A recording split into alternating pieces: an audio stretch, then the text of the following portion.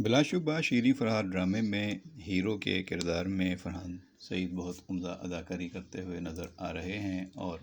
ان کو یہ بہت ہی عمدہ کردار ملا ہے جس میں وہ اپنی صلاحیتوں کا بھرپور مظاہرہ ایک مرتبہ پھر آپ کے سامنے کر رہے ہیں اور آپ کے دل جیت رہے ہیں۔ یقینی طور پر یہ ڈرامہ ان کے کیریئر کے لیے اہمیت کا حامل ہے۔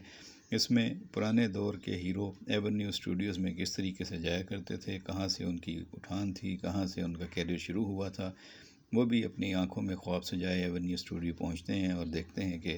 کس طریقے سے وہاں کا گیٹ کیپر ان کا استقبال کرتا ہے، راستہ روکتا ہے، موٹر بائک سے واپس بھیجتا ہے، کہتا ہے لائن میں لگ جاؤ، پیدل کھڑے ہو جاؤ،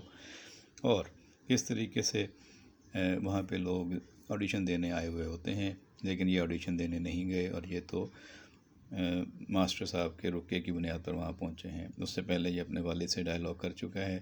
کہ میراثی بھی انسان ہی ہوتے ہیں، اگر میں اداکاری کرنا چاہتا ہوں، ایکٹنگ کرنا چاہتا ہوں تو آپ مجھے میری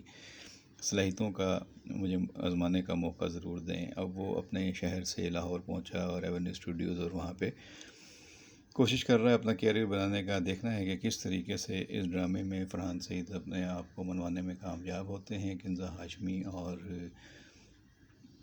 اس کی بہن کمل خان بھی اس میں کافی اہم کردار ادا کر رہی ہیں۔ دیکھنا ہے کہ آپ کو یہ کہانی کس طرح پسند آتی ہے، اور جو پرانے دور کے لکس اس میں دکھائے گئے ہیں، منظر کشی کی گئی ہے، بہت اچھا میک اپ، ڈریسنگ اور اس دور کے انداز پیش کیے گئے ہیں، وہ کس حد تک آپ کو پسند آتے ہیں۔ فرحان سعید کی